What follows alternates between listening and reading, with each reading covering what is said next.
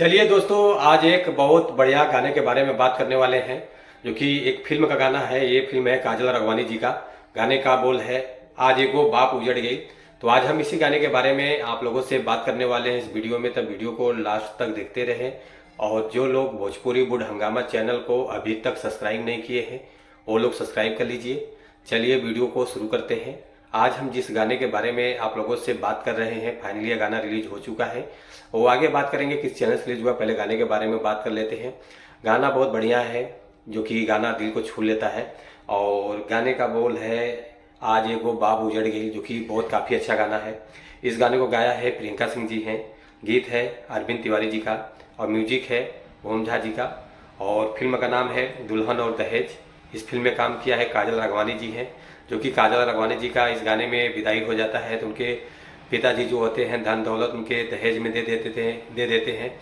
तो मिला जुला कहानी कुछ ऐसे ही फिल्म का है। तो आप लोग इस गाने को जरूर सुनिए। और डायरेक्टर जो है मंजुल ठाकुर जी हैं। और ये गाना B for you Bhojpuri channel से रिलीज हो चुका है। पहले गाना ऑडियो सॉन्ग रिलीज हुआ था, आज ये वीडियो सॉन्ग रिलीज हो चुका है। तो आप लोग जाइए, देखिए, शेयर कीजिए, सपोर्ट कीजिए। और 45 मिनट पहले गाना रिलीज हुआ है।